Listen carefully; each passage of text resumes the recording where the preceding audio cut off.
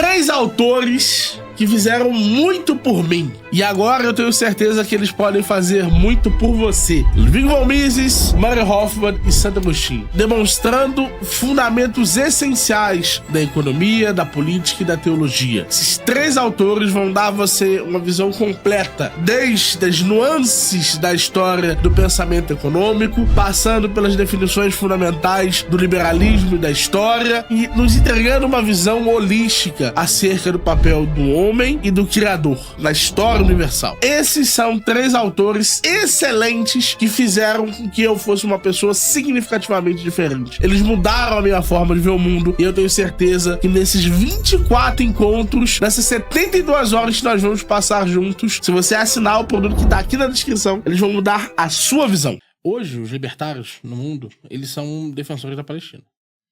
Mas eu vejo que você não tem uma posição tão... você destoa nesse sentido. Com uma posição um pouco mais ou neutra ou levemente pendendo para Israel. Sim. Por quê? Não, Palestina... E se você concorda que é o consenso primeiro, né? E por quê? Se você discorda. Palestina eu defendo, total. O problema é Hamas, é Hezbollah, é outros grupos, até Fatah, eventualmente. Então, o problema é mais político. É mais político que é social. Primeiro. Segundo, porque, querendo ou não, Israel eu sei que é algo repetido, pode até parecer clichê, mas para mim é algo importante. É a única democracia da região, primeiro. E a democracia não é um fim em si mesmo, mas está associada a mais prosperidade e mais liberdade. E, de fato, Israel é mais próspero, entrega mais liberdade a seus cidadãos, inclusive palestinos, inclusive árabes, inclusive alguns muçulmanos, como os outros países fronteiriços não fazem, né? Ou não no mesmo grau, não todos, etc. No Líbano há um certo grau de liberdade, mas é uma cidade, né, mais pobre, infelizmente, tem mais problemas, etc. Terceiro, porque nós temos mais de 27 países árabes / muçulmanos que nós estamos, né?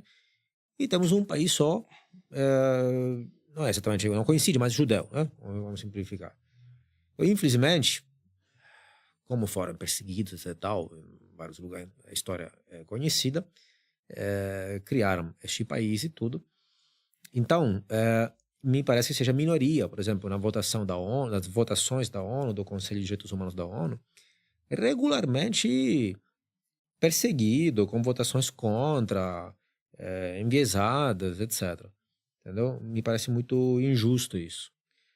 Então, assim, ela, com todos os defeitos, a mesma coisa que vale para os Estados Unidos, vale para ela. E, obviamente, é um país cheio de problemas, mas tem mais liberdade para árabes e muçulmanos em Israel do que o contrário. Longe, né? Incomparável. E Como porque que você os acha palestinos... que o consenso libertário vai nessa Não direção? Não sei qual o que os libertários acreditam nisso. Tem uma discussão relativamente expressiva entre Walter Block, Hans Hermann Hoppe Não sei. E várias outras figuras sobre isso. Eu vejo uma tendência... Inclusive, eu gostaria de lhe perguntar como você avalia. Porque hoje a principal força de apoio aqui na América Latina é a Argentina, né? De Israel. Como você avalia o governo do Milei? Ótimo. Eu acho que ele é, em muitas coisas, anti-austríaco. Ele começa o governo dele pegando um empréstimo da FMI. Sim. E ele começa o governo dele indo contra as liberdades individuais na medida em que ele se opõe fortemente à dissidência, né? Ele prendeu na primeira semana populares, né? Eu vejo que, nesse sentido, ele é uma resposta melhor do que os governos anteriores. É muito difícil você ser pior que o Alberto Fernandes. E menos ditatorial, porque ele que implementou a pandemia e tal, com todas as medidas e tal. É muito difícil ser pior do que ele. Mas, para mim, ele não resolve os problemas estruturais da Argentina. Eu tenho muita dificuldade de ver isso como mais do que um governo Macri com um pouquinho mais de... um pouco mais de saber economia. Você discorda? Eu tendo a pensar... concordo, por exemplo, sobre algumas coisas. Empréstimo do FMI, concordo totalmente. Mas o ponto de novo, eu olho na margem, né? E, cara, talvez aqui em política eu me contento com muito pouco, né? Então, assim, eu pagaria para ter Milei aqui. Entendi. Não sei você. Entendi. Então, ele não é Rothbard, ele não é Hoppe, não é Mises, não é Hayek, não é Adam Smith. Tá longe, claro. Mas também não dá para exigir de um político, a meu ver, o nível de coerência, exatidão. Hoffman provavelmente teria apoiado ele. Porque apoia coisas muito piores. Não sei, mas eu falo assim, não dá para cobrar o nível de coerência de um acadêmico. Porque eu sempre brinco falando, e assim, a ciência é arte marcial. A política é luta na lama. Então o cara tá na luta na lama. Mas será que não é um pouco comparar... Tá errando algumas coisas? Mas é um pouco comparar o Milei com o Bolsonaro, pô. O Milei tem 4 livros sobre escola austríaca, aí sim. Não, ok, mas atualmente ele é um político. Então nós temos que comparar. Mas ele sabe a teoria, tipo... Me parece que... Entendi. Sim, ele é superior ao Bolsonaro. Bolsonaro não entende nada dessas coisas. Ele sabe os princípios que ele está satisfazendo, sabe? Não, concordo. Só que o jogo político é outro. Claro. Isso sim. Então, assim, dentro do limite para a situação que a Argentina tinha, etc e tal, no agregado, me parece que está melhorando o país. Que significa que está melhorando tudo, todas as frentes? Com certeza não. Com certeza. Eu entendo. Cada um interpreta da forma dele. Eu acho que tem algumas peculiaridades dele de personalidade também. Tendo a... Não é o excentrismo dele que me incomoda, mas aquela história do cachorro, por exemplo, acho muito suspeita, estranha, não confiaria muito numa pessoa assim. Eu acho que tá enfrentando... Assim, é fácil eu criticar daqui, né? Mas me parece que está enfrentando mal a mídia, expulsou, por exemplo, todos lá da Casa Rosada. Só que assim, não é assim que deveria ser.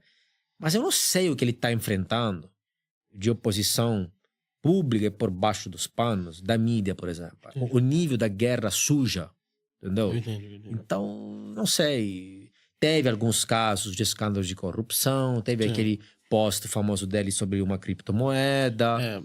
E que de alguma forma a família dele está envolvida. Não sei e não nego. E inclusive, acho que está mal contada a história, por exemplo. Você dá um apoio crítico nesse sentido? Sim, total. Não, imagina, sempre apoia um político não crítico.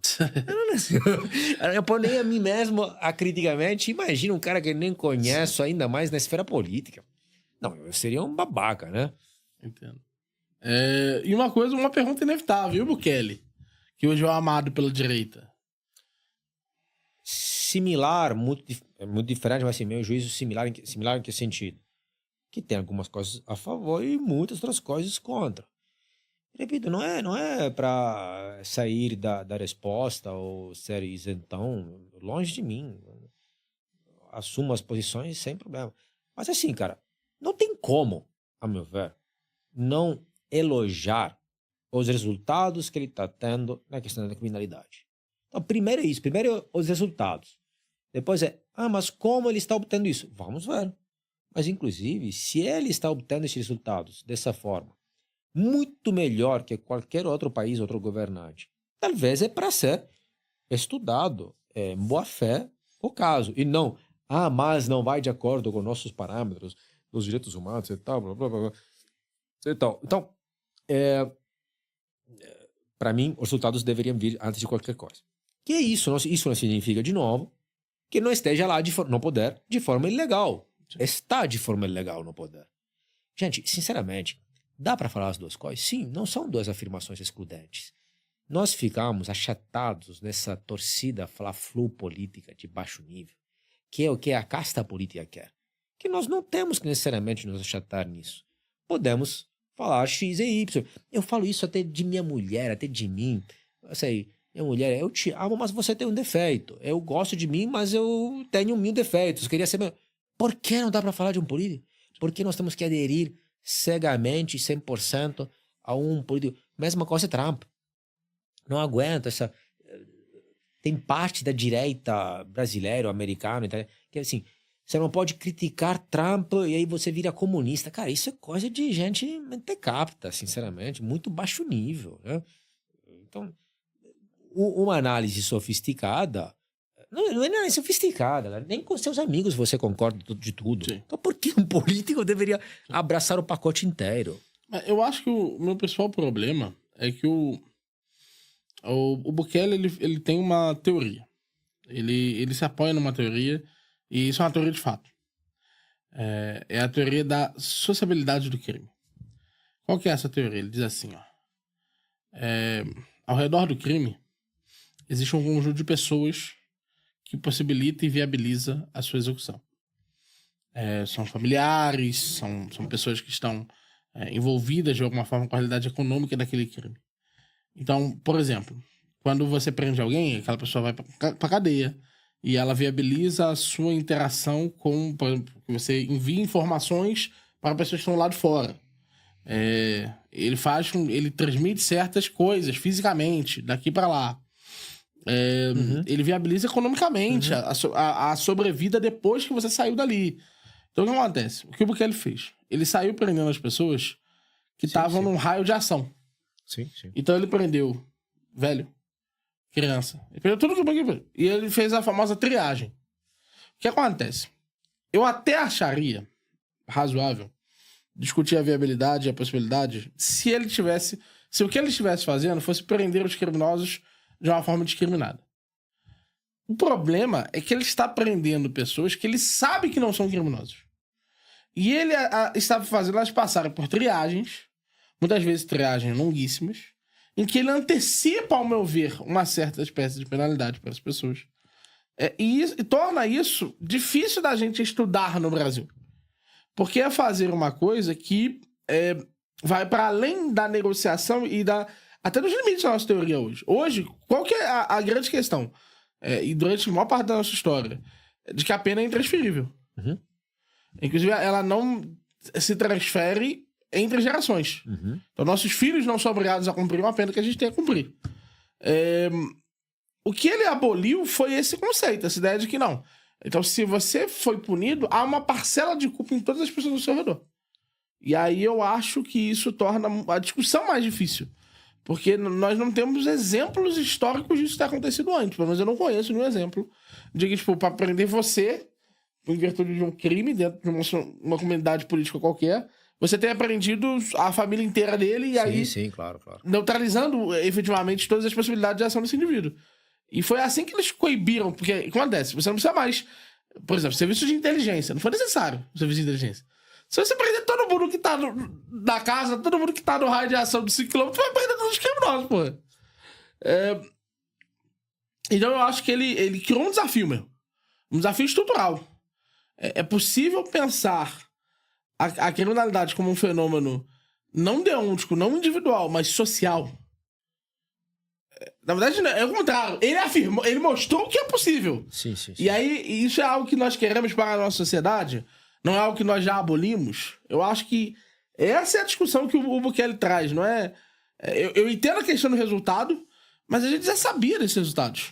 Por exemplo, na União Europeia, na União Soviética, nós já tivemos momentos em que estruturas de delação provocaram uma cadeia de crime minúscula. Então, nós sabemos que socializar o crime funciona. Mas será que a sociedade ocidental deve socializar o crime? Aí é uma discussão que eu não acho nem que a gente deveria ter aqui, mas é só, tipo, que pra mim é uma questão de tipo. Não é uma questão de resultado, de efeito. Entendeu? Nesse sentido. Infelizmente, as sociedades tendem a aceitar coisas deste tipo quando chegam à beira do colapso, em dados alucinantes como aqueles que tinha El Salvador. Se não tivesse chegado lá, as pessoas não teriam aceito isso. Muita gente no Brasil apoia porque as pessoas estão cansadas, desesperadas do nível de violência que tem aqui. Senão, as pessoas não apoiariam, provavelmente. Então, pode ser condenável, mas é compreensível que surja um Bukele lá, e não na Dinamarca, e que tenha apoio. Sim. E como você vê as tentativas do MBL de replicar isso aqui? Não sei. MBL? Não sei. A MBL fala, não, Renan, eu vou replicar isso aqui e tal. Nem vi. Não tenho a menor ideia.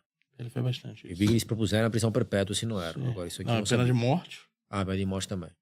Sim. Então já tá aí na arena política. Não. Vamos ver se vai virar agenda. Isso aí. Pena de morte, eu sou contra. Mas prisão perpétua, total. Absolutamente. Por que você é contra a pena de morte? Os erros são muitos. É irreversível. Os estudos que eu li mostram que, na verdade, a efetividade da prisão perpétua é quase idêntica, né? Não tem uma efetividade maior, adicional. A questão do custo. Mas eu tenho que bancar o preso lá, ficando na prisão, etc. tal, do que em lugar de matar e não ter custo, etc. Você pode tornar ele não só um custo, inclusive um ativo, e não só como exploração, e não só para ele pagar as contas dele, mas até para ele, né, contribuir, né, lá trabalhando, produzindo. Então, por isso.